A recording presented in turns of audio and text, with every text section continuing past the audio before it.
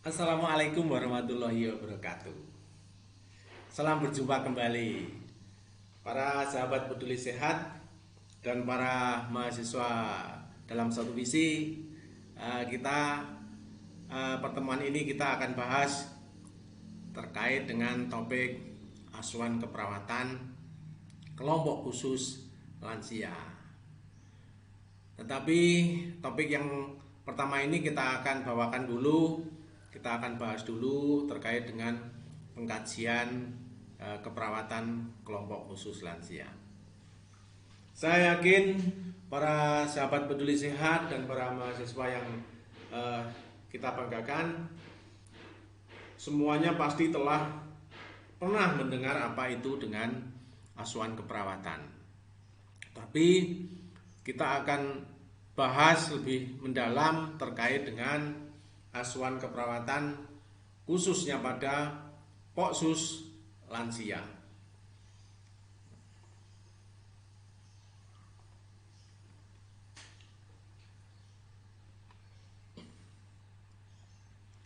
Ada 5 subtopik yang akan kita bawakan, yaitu mulai dari pengkajian, perumusan diagnosa keperawatan, perencanaan keperawatan, implementasi keperawatan, dan evaluasi keperawatan.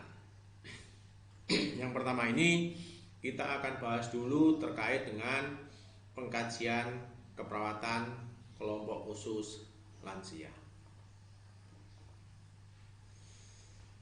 Apa itu nursing process?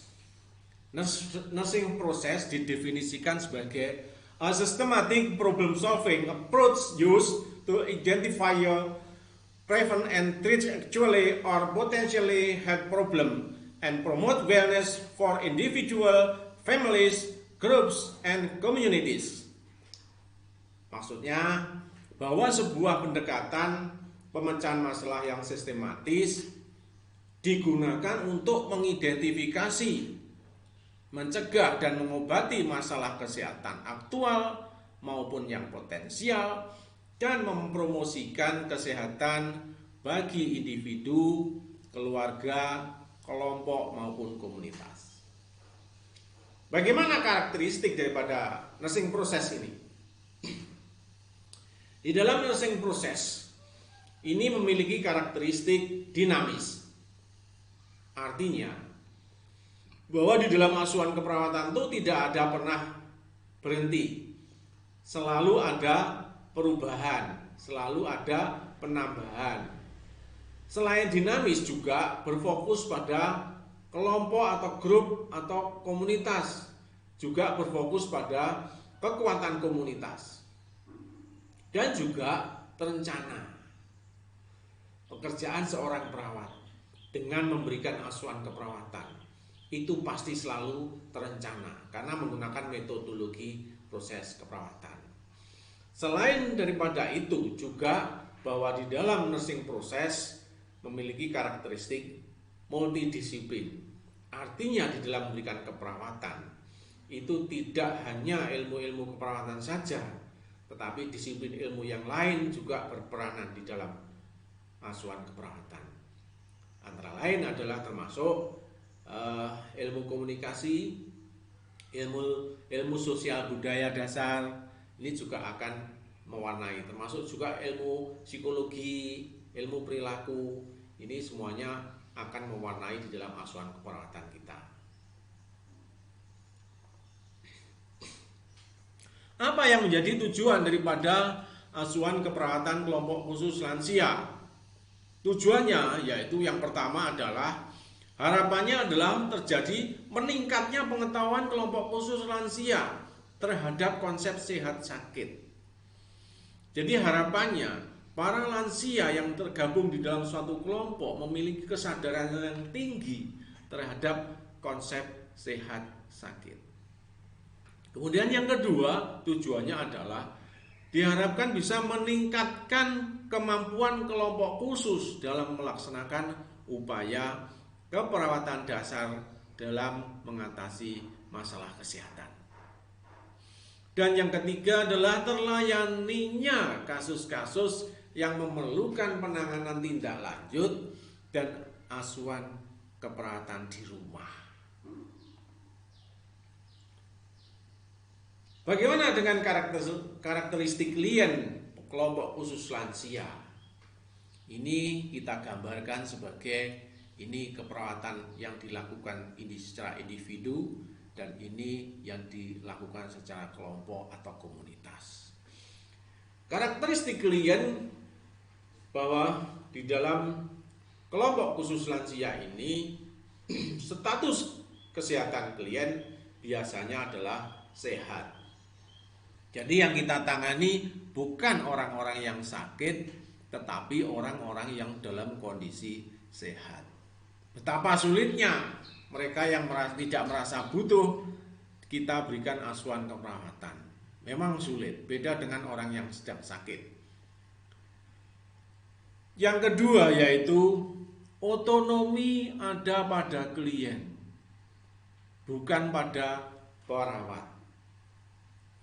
Yang ketiga, tujuan lebih ke arah preventif dan promotif. Karena sehat, kelompok khusus lansia yang ditangani ini adalah kondisi-kondisi yang sehat. Maka karakteristiknya ini tujuannya lebih ke arah pada pencegahan dan peningkatan kesehatan. Yang keempat, sifat asuhan bukan otonomi perawat, tapi lebih bersifat partnership. Jadi kita jalin kemitraan dengan klien kita. Kemudian landasan teori dalam mengaplikasikan proses keperawatan kelompok khusus lansia ini, kita menggunakan pendekatan sistem model Betty Newman dan dikembangkan menjadi community as partner menurut Anderson.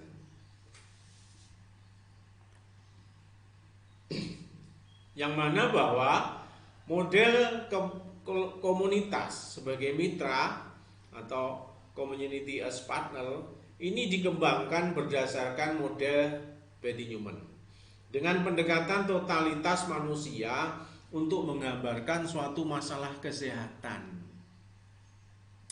Model ini menekankan bahwa PHC atau Primary Health Care sebagai filosofi yang mendasari komunitas atau kelompok untuk turut aktif.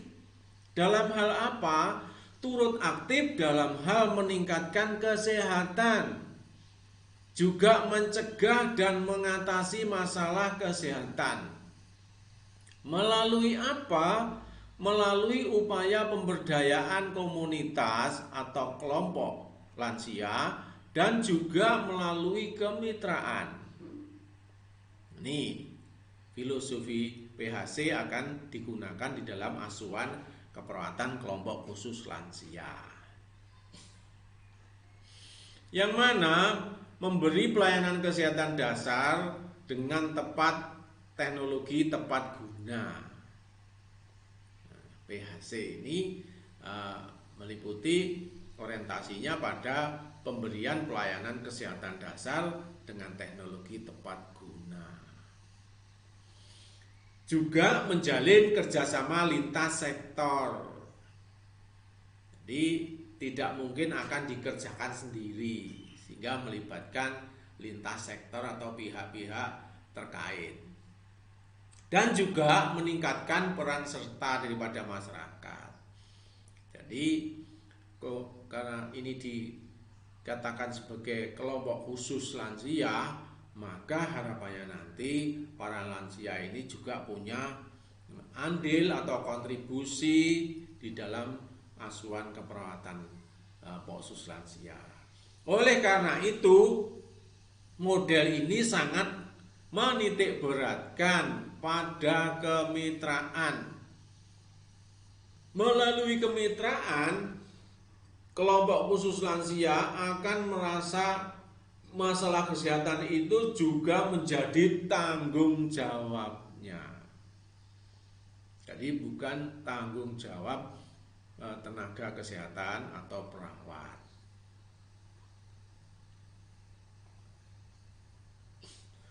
Menurut Newman bahwa klien adalah sebagai sistem terbuka, di mana klien dalam lingkungan berada pada interaksi yang dinamis dan memiliki 3 garis pertahanan, mulai dari flexible line of defense, kemudian normal line of defense, dan line of resistance. Dua kelompok penting dalam model ini yaitu roda pengkajian kelompok khusus lansia terdiri dari 2 bagian utama, yaitu bagian intrasistem dan bagian ekstrasistem. Dalam intrasistem yang akan dikaji adalah merupakan core atau inti.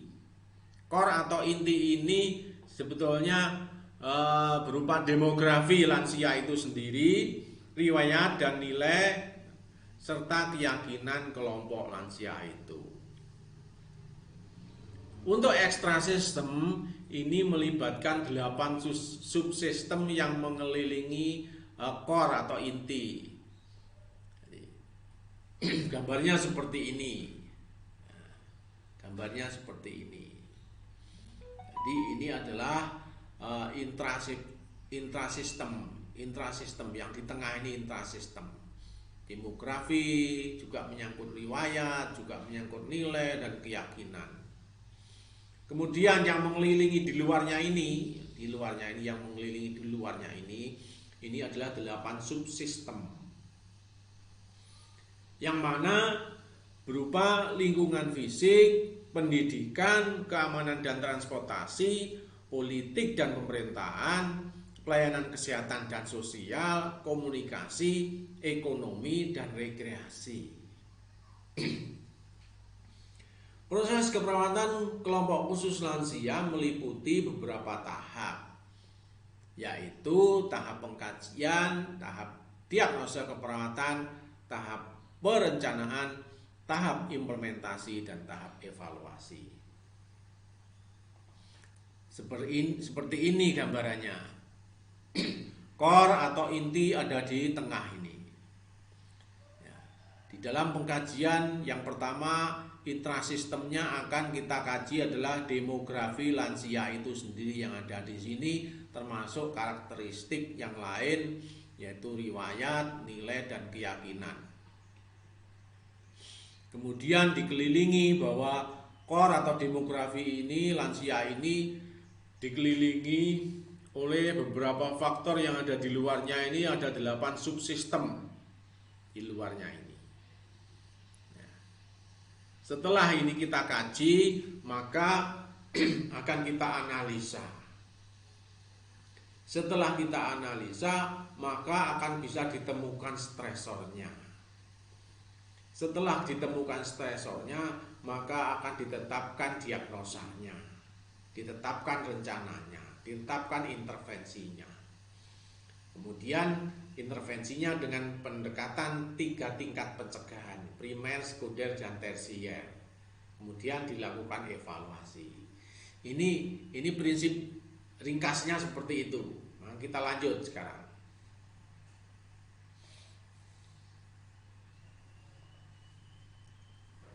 Mengapa kita mesti harus mengkaji kelompok khusus lansia di masyarakat? Alasannya apa? Alasannya adalah langkah awal dari proses perencanaan kesehatan. Jadi merupakan langkah awal dari proses perencanaan kesehatan atau perencanaan asuhan keperawatan, yaitu untuk mengidentifikasi status kesehatan masyarakat atau kelompok lansia. Pengkajian kelompok khusus lansia ini akan digunakan untuk mengidentifikasi seberapa derajat kesehatan kelompok ini. Juga sebagai dasar dalam mengevaluasi intervensi yang direncanakan dan potensial. Selain itu, mengidentifikasi faktor yang dapat mempengaruhi status sehat atau status atau derajat kesehatan baik yang positif maupun yang negatif. Dan mengidentifikasi sumber daya masyarakat atau sumber daya yang ada di dalam kelompok lansia itu. Mulai dari dana, sarana, tenaga, termasuk waktu atau kesempatan, ada atau tidak. Dan juga mengidentifikasi populasi yang berisiko. Dari satu kelompok lansia ini, satu grup lansia ini, ada berapa persen yang mengalami risiko terkena penyakit atau ada berapa persen yang sudah benar-benar terkena penyakit. Juga ada berapa persen yang kondisinya masih benar-benar sehat dan mandiri. Kemudian mengidentifikasi pemangku kepentingan utama di masyarakat. Bagaimana kepedulian para tokoh masyarakat di lingkungannya itu. Juga meminta pendapat anggota masyarakat dan melibatkan anggota masyarakat dalam berpikir tentang kesehatan.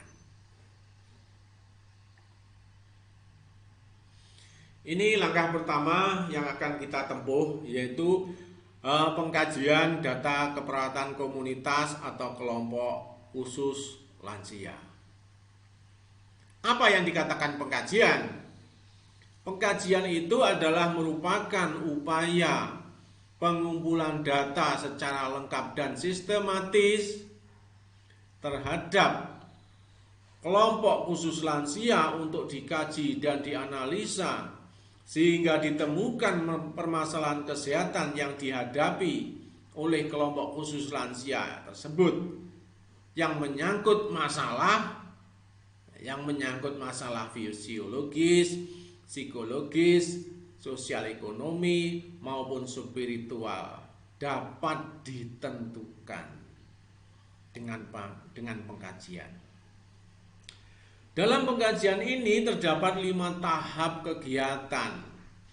Kita mesti harus tahu tahap-tahapannya di dalam pengkajian keperawatan apa saja. Yaitu pengumpulan data, analisa data, perumusan atau penetapan masalah kesehatan komunitas atau kelompok khusus, dan penyusunan prioritas masalah. Jadi ada empat.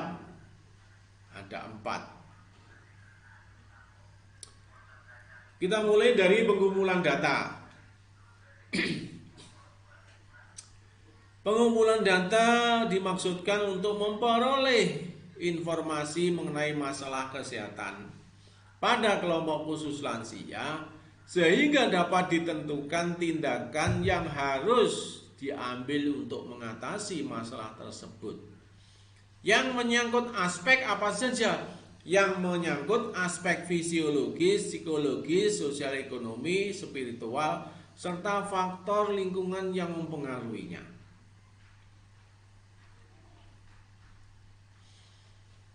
Bagaimana metodenya? Metode yang digunakan di dalam pengumpulan data, khususnya pada kelompok khusus lansia, yaitu menggunakan survei mawas diri. Survei mawas diri, melihat dirinya sendiri, melakukan introspeksi diri sebagai kegiatan pengenalan, pengumpulan, dan pengkajian masalah kesehatan yang dilakukan bukan dilakukan oleh perawat, tetapi dilakukan oleh kader dan tokoh masyarakat setempat di bawah bimbingan penguasa setempat, misalnya kepala desa binaan dan juga tenaga kesehatan, dalam hal ini adalah perawat, dengan menggunakan metode wawancara, observasi, dan penelusuran. Apa tujuannya survei mawas diri?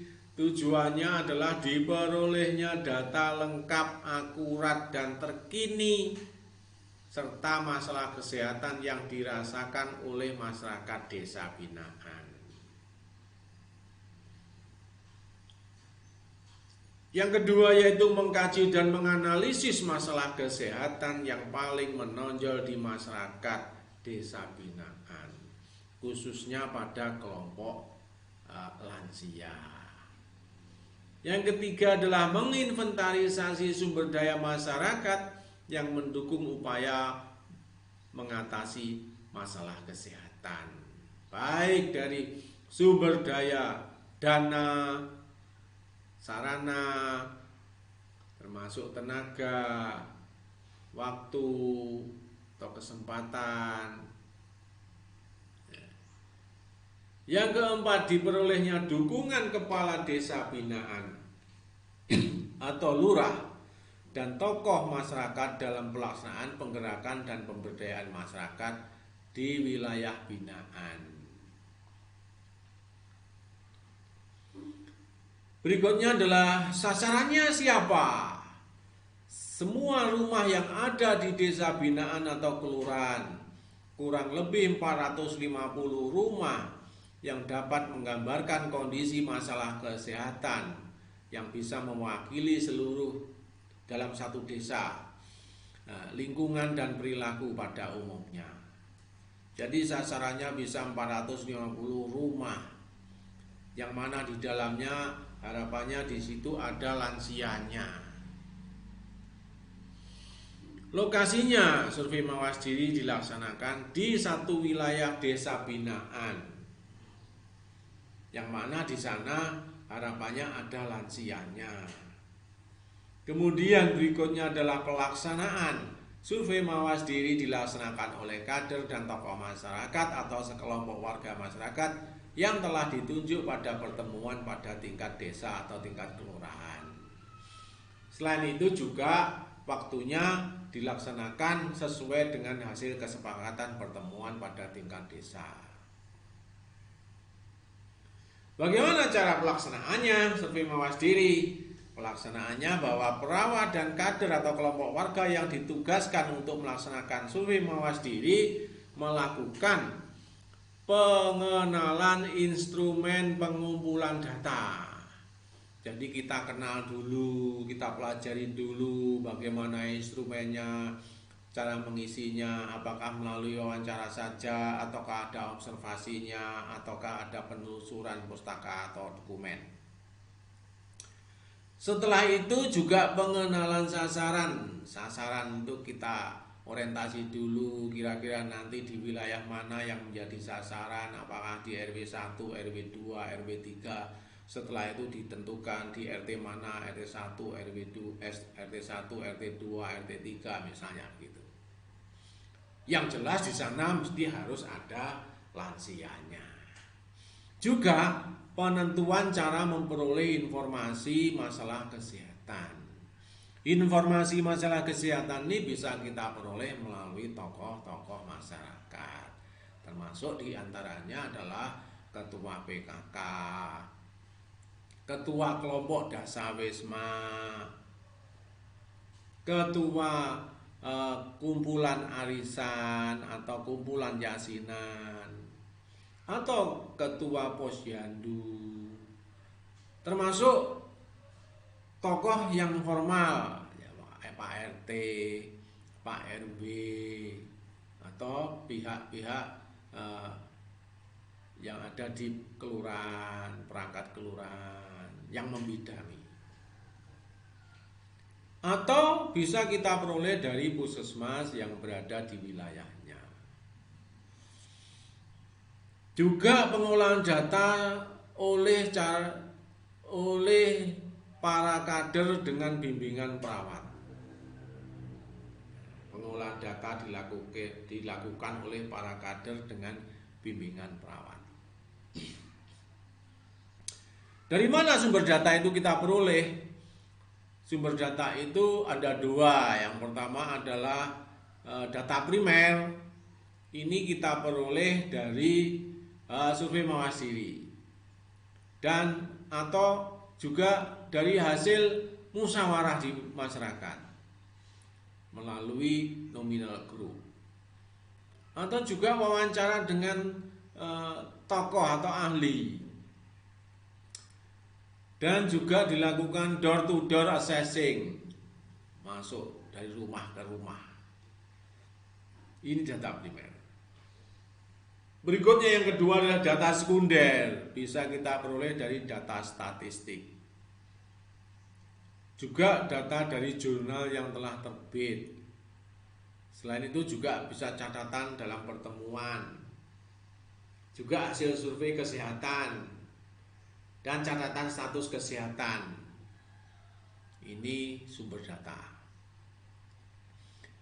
Kemudian macam data survei mawas diri ada dua macam, yaitu yang pertama adalah data inti, yaitu menyangkut data sejarah, apa yang didapat dari pengamatan sementara di wilayah tersebut, juga usia wilayah ini sudah berapa tahun, berapa lama masyarakat atau kelompok khusus ini tinggal di wilayah tersebut, dan sejarahnya dulu bagaimana,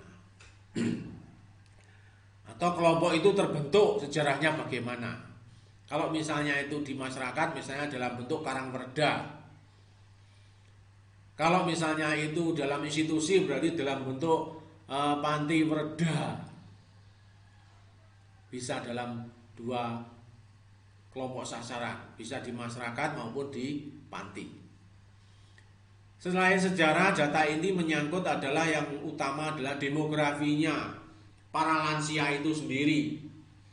Para lansia itu sendiri mempunyai karakteristik bagaimana dengan usia, jenis kelamin, dan bagaimana dengan piramida penduduk atau piramida penduduk yang ada di wilayah itu. Juga vital statistik, bagaimana kondisi daripada mortalitas, angka kematiannya bagaimana, dan morbiditas, angka kesakitannya bagaimana. Kita mesti tahu identifikasi kaitannya dengan angka kesakitan. Dari 100% berapa yang kondisi sehat, berapa yang kondisi sakit. Dari kondisi yang sakit, sakitnya apa saja, berapa yang menular, berapa yang tidak menular. Dari yang tidak menular, berapa yang DM, berapa yang hipertensi, berapa yang stroke, berapa yang kena kanker, misalnya seperti itu. Berikutnya adalah kelompok etnis, identifikasi berbagai suku dan etnis yang dijumpai. Juga nilai dan keyakinan, apakah ada rumah ibadah, apakah terlihat homogen. Artinya lansia itu homogen, lansianya ini kondisinya umurnya rata-rata sama atau sepadan, atau berbeda. Ada yang kelompok dini, ada yang kelompok usia lansia tengah, ada yang kelompok lansia benar-benar lansia tua. Juga identifikasi nilai dan keyakinan dalam kelompok lansia. Data berikutnya yaitu data 8 subsistem dalam kelompok khusus lansia, yaitu meliputi lingkungan fisik, kondisi lingkungan fisik antara lain geografis, batas wilayah, peta, iklim, dan kondisi perumahannya bagaimana. Yang kedua adalah pelayanan kesehatan dan sosial. Unit pelayanan kesehatan baik modern maupun tradisional, apakah tersedia di wilayah itu? Apakah juga tersedia tenaga kesehatan? Apakah juga ada pelayanan home care? Kemudian tempat pelayanan sosial yang lain, serta fasilitas misalnya posyandu lansia ada atau tidak? Termasuk kelompok kumpulan karang perda ada atau tidak. Berikutnya adalah ekonomi, status sosial ekonomi lansia, kegiatan yang menunjang roda perekonomian lansia ada atau tidak di sana, serta jumlah lansia produktif dan yang mandiri berapa. Karena ini untuk melihat sosial ekonomi, berapa yang ketergantungan dan berapa yang produktif. Kemudian keamanan dan transportasi. Bagaimana sarana para lansia bepergian, apakah ada transportasi baik pribadi maupun umum? Apa jenis pelayanan pelindungan yang ada terhadap keamanan lansia? Di sana atau di wilayah itu apa yang bisa menunjang keamanan lansia? Misalnya kalau di jalan ada penyeberangan, ada alat yang digunakan untuk menyeberang, atau disediakan untuk jalan khusus lansia.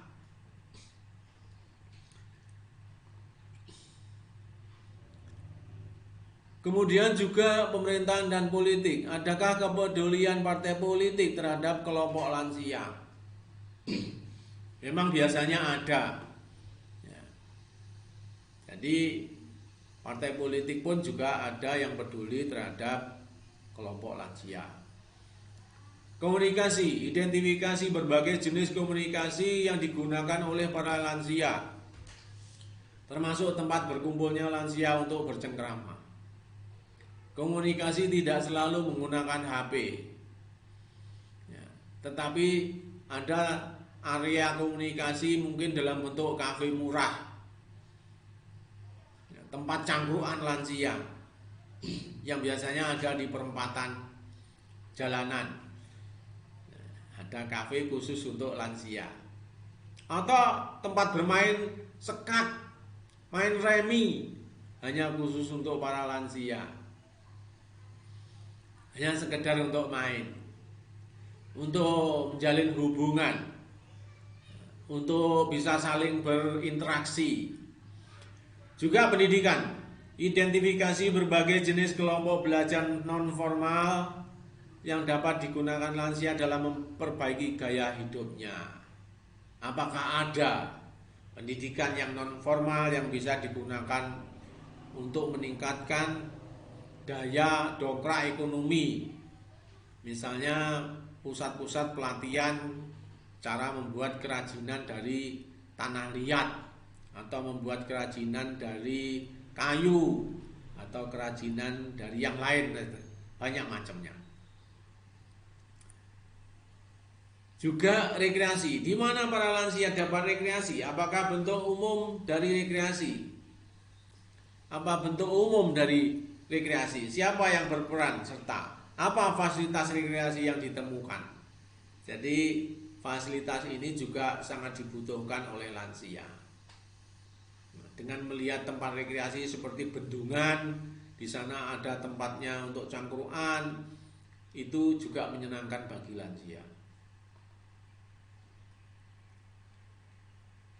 Data yang ketiga adalah data persepsi, meliputi persepsi kelompok lansia dan persepsi perawat. Dari sisi kelompok lansia, ada pertanyaan yang perlu diajukan, yaitu bagaimana pendapat lansia tentang kelompoknya. Misalnya saja kelompok yang ada di Karangwerda bisa kita tanya, atau yang berada di Panti Werda bisa kita tanya. Apa yang mereka identifikasi sebagai kekuatan di dalam kelompok itu? Apa yang menjadi kekuatannya? Bisa saja di sana ada kumpulan para mantan-mantan pensiunan pejabat, bisa dijadikan kekuatan. Atau di sana ada dalam satu kumpulan itu yang menjadi kekuatan, di sana ada tokoh agama yang masuk di dalam kelompok itu dan mempunyai kekuatan besar, pengaruhnya besar. Atau di dalam satu kelompok itu ada yang menjadi donatur terkait dengan sarana atau fasilitas atau keuangan. Nah, bisa saja. Termasuk juga pertanyaan terkait dengan apa yang mereka identifikasi sebagai masalah.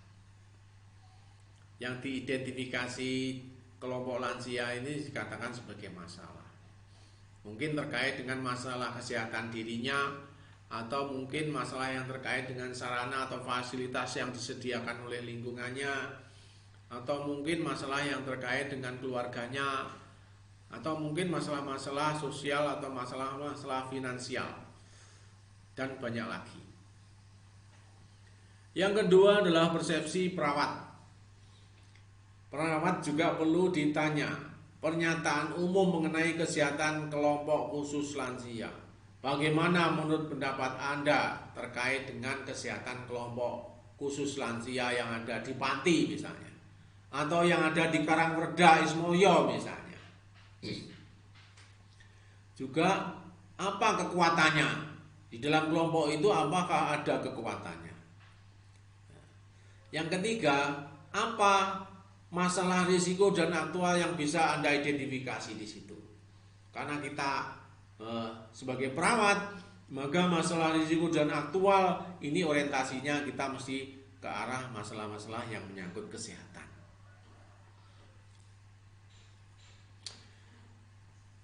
Dari langkah pertama yaitu pengumpulan data, maka langkah berikutnya adalah analisa data dan identifikasi masalah.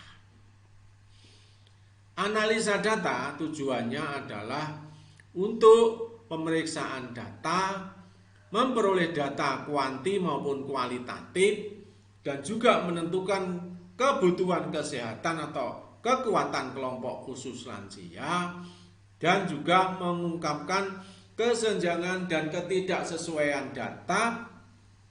Juga hasil akhir analisa data yaitu diagnosis keperawatan kelompok khusus lansia.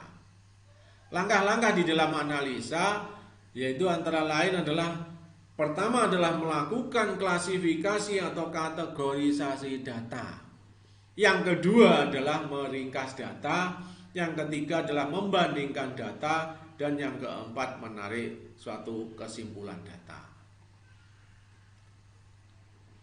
Di dalam klasifikasi atau kategori data, di dalam klasifikasi data khusus lansia menggunakan model pengkajian community as partner. Jadi orientasi kita adalah komunitas sebagai mitra, yaitu pengembangan dari model Beauty Newman yang terdiri dari data inti dan data subsistem. Kita kelompokkan menjadi dua itu nanti datanya. Di dalam data inti terdiri dari 4 variabel, yaitu demografi, nilai, keyakinan, dan sejarah kelompok khusus lansia. Misalnya saja dalam bentuk kelompok Karangwerda. Kemudian data subsistem terdiri dari 8 variabel, yaitu data lingkungan, pendidikan, keamanan dan transportasi, politik dan pemerintahan, pelayanan kesehatan dan sosial, komunikasi, ekonomi, dan rekreasi. Jadi datanya nanti akan kita kategorikan atau kita klasifikasikan atau kita kelompokkan menjadi dua tersebut. Data inti maupun data subsistem dalam kelompok khusus lansia akan dianalisis sehingga memperjelas kategori yang akan dievaluasi. Langkah berikutnya adalah meringkas data. Setelah dikategorikan, maka kita akan melakukan ringkasan data, yaitu membuat perhitungan atau ringkasan data dalam setiap kategori. Ukuran data misalnya morbiditas dan mortalitas. Morbiditas diukur dengan incident rate dan prevalent rate. Mortalitas diukur dengan crude death rate misalnya. Kemudian penyajian data misalnya dalam bentuk tabel, diagram maupun grafik seperti yang tertera dalam gambar ini. Tabel, diagram maupun grafik.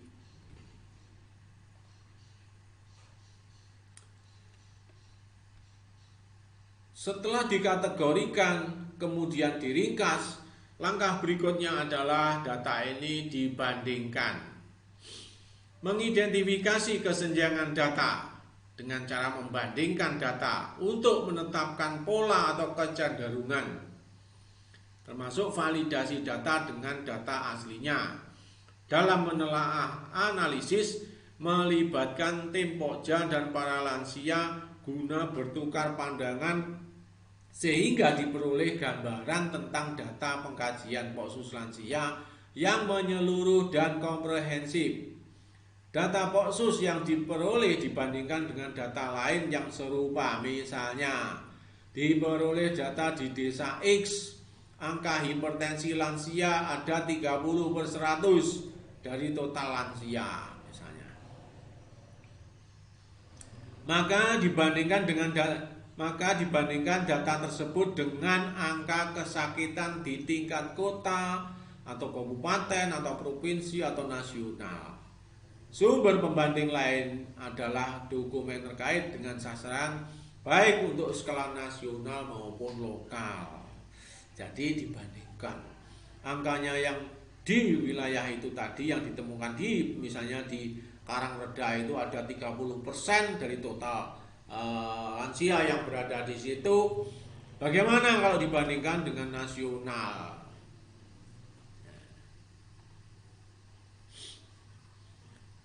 Setelah data itu kita bandingkan, maka langkah terakhir adalah menarik kesimpulan. Simpulan logis biasa dirumuskan dari data sebagai bukti yang ada untuk mengarah pada diagnosis kelompok khusus lansia. Simpulan ini merupakan interpretasi atau apa makna data tersebut dari data khusus lansia yang ada.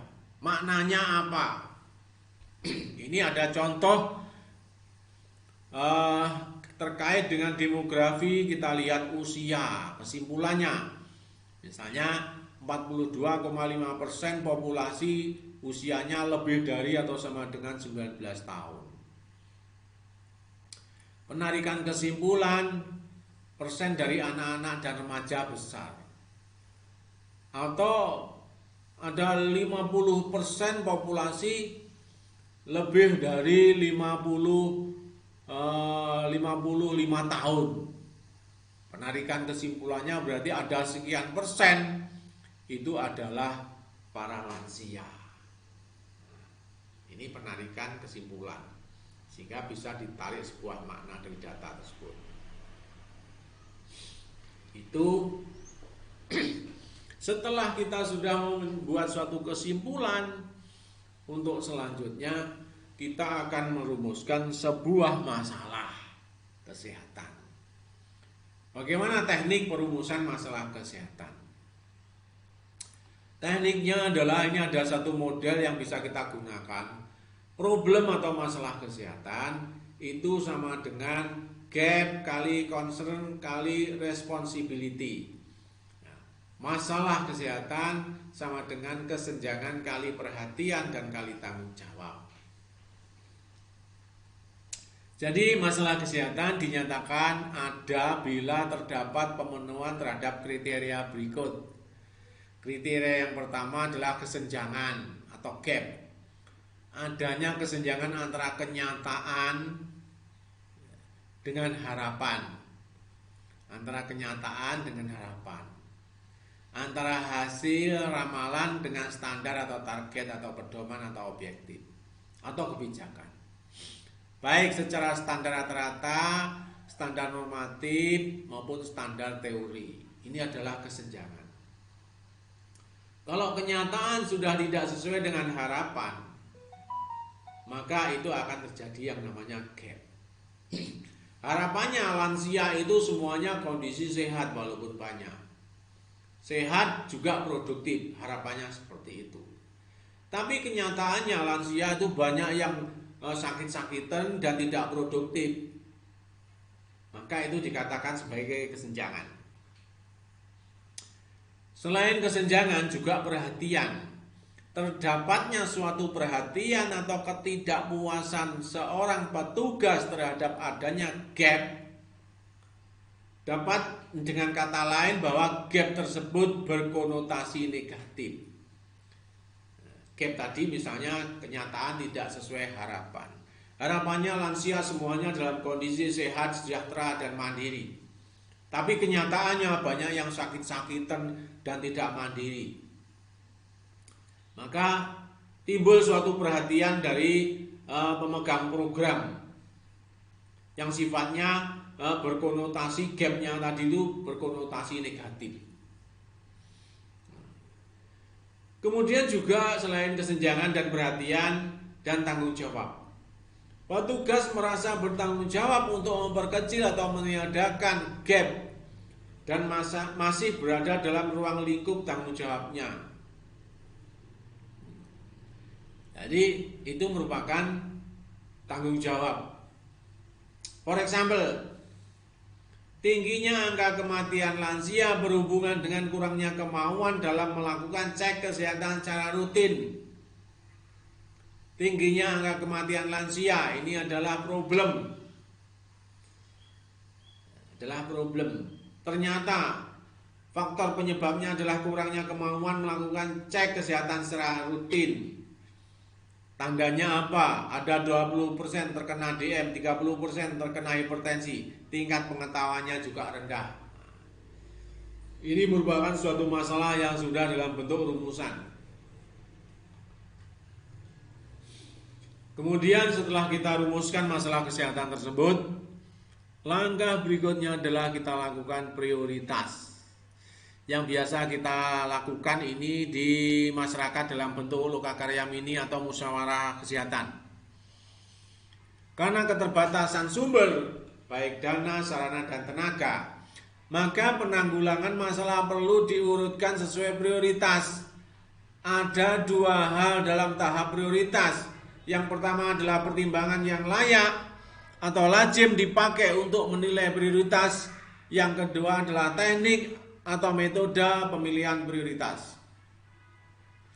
Pertimbangan dalam menyusun urutan prioritas masalah kesehatan, ada beberapa pertimbangan, yaitu kegawatan masalah, akibat, anggota terbanyak, kecepatan peningkatan, luasnya perkembangan, persepsi masyarakat.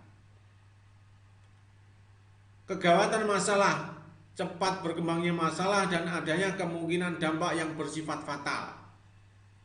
Ini bisa digunakan untuk menjadi satu kriteria. Akibat, ukuran berat ringannya akibat yang ditimbulkan oleh suatu kejadian. Kalau lansia kena DM, kena hipertensi misalnya, bagaimana? Berat ringannya bisa berdampak pada yang lain atau tidak? Yang jelas bisa. Anggota terbanyak, ukuran seberapa bagian masyarakat telah terkena risiko. Apakah dari lansia 100% ini yang terkena hipertensi sangat banyak? Ada 60%. Nah, kalau misalnya iya, itu masuk. Kecepatan peningkatan ukuran cepat berkembangnya suatu peristiwa. Kalau hipertensi ini kira-kira cepat enggak? Saya yakin tidak. Enggak seperti penyakit menular. Luasnya perkembangan, ukuran meluasnya masalah. Misalnya masalah gizi akan meluas ke masalah KIA atau kecenderungan masalah menjadi endemis, laten, dan menetap. Bukan KIA saja, tetapi juga kronik. Persepsi masyarakat, ukuran besarnya perhatian masyarakat terhadap peristiwa. Apakah masyarakat menyadari bahwa itu merupakan suatu persoalan yang perlu ditangani, atau sama sekali nggak disadari bahwa itu merupakan suatu masalah? Kalau sama sekali tidak disadari, akan rendah nanti. Berikutnya adalah derajat kebutuhan. Ukuran besarnya partisipasi masyarakat ikut menyelesaikan masalah. Bagaimana masyarakat itu? Kalau masyarakatnya sama sekali acuh, tidak merasa bahwa itu kepentingan atau kebutuhannya, ini nanti urutannya juga akan rendah. Dapatkah dikerjakan? Dapat tidaknya masalah diselesaikan sesuai dengan kemampuan teknologi yang tersedia? Kalau itu tidak dapat, maka akan juga rendah. Prioritasnya rendah. Tersedianya sumber daya yang dapat digunakan untuk menyelesaikan masalah. Kalau itu tidak tersedia sumber daya, juga akan rendah. Keuntungan ekonomi atau sosial, besarnya keuntungan yang akan diperoleh akibat penyelesaian masalah. Jadi antara biaya yang kita keluarkan untuk menyelesaikan dengan manfaat yang diterima setelah terselesaikan, besar mana? Besar mana? Kalau itu masalah diselesaikan dan menguntungkan secara sosial ekonomi, maka itu akan menjadi masalah yang menjadi prioritas. Tetapi kalau keuntungannya rendah, enggak menjadi prioritas. Keterpaduan, bila penanggulangan suatu masalah dapat dilakukan secara terpadu dengan masalah lain, maka prioritasnya juga semakin sebaiknya diutamakan, akan menjadi semakin baik. Mengatasi, misalnya saja mengatasi hipertensi akan berdampak pada masalah yang lain, misalnya gangguan jantung, gangguan ginjal, misalnya gangguan apalagi stroke, gangguan otak. Kalau bisa berdampak itu, maka menjadi utama. Pertimbangan politik. Adanya pertimbangan politik atau adanya mandat dari induk organisasi. Kalau secara pertimbangan politik bahwa itu perlu diatasi, maka kita mesti katakan sebagai prioritas. Teknik pemilihan prioritas masalah. Ada beberapa teknik. Ini kita contohkan, ada 2 contoh. Yang pertama adalah scoring teknik. Setelah masalah dipertimbangkan masing-masing parameter tersebut di atas, maka perlu dipertimbangkan skala prioritasnya dengan teknik prioritas masalah sebagai berikut. Contoh yang pertama ini adalah scoring teknik. Dilakukan kuantifikasi dalam bentuk nilai skor berskala 1-5 menurut masing-masing parameter atau pertimbangan pemilihan prioritas. Diberikan skor 1 bila nilai atau parameter atau pertimbangan tersebut kecil, dan skor 5 bila bernilai besar. Jumlah atau skor rata-rata skor terbesar dari parameter tersebut menunjukkan masalah tersebut berada pada kondisi prioritas utama. Seperti ini digambarkan, misalnya tingkat kegawatan akan dinilai 4 apabila itu benar-benar gawat. Kalau 5 berarti sangat gawat, karena skornya 1-5. Nah, sangat gawat. Termasuk ini untuk yang masalah B, ternyata dinilai bahwa nilainya 2, berarti tidak begitu gawat ini. Nah, tidak gawat. Dinilai 1, sangat tidak gawat, misalnya begitu. Dan begitu seterusnya yang lain. Teknik yang kedua yaitu teknik perbandingan. Pareto comparison method. Satu masalah dibandingkan secara berpasangan dengan masalah yang lain dalam tabel pembanding. Bila masalah tersebut lebih besar diberikan tanda plus, dan bila masalah tersebut lebih kecil diberikan tanda min. Masalah dengan tanda plus paling banyak merupakan masalah terbesar, dan masalah dengan tanda min paling banyak merupakan masalah terkecil. Jadi kita bandingkan. Masalah A ini kita bandingkan dengan masalah B. Plus berarti masalah A lebih berat. Masalah A dibandingkan dengan masalah C.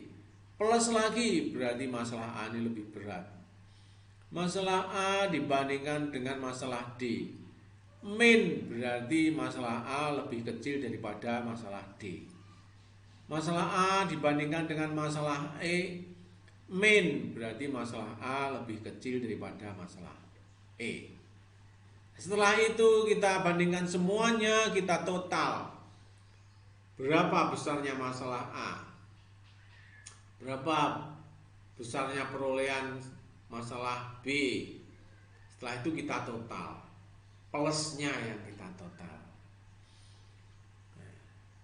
Plusnya yang kita total. Totalnya ke bawah berarti yang dibandingkan itu adalah yang di sini.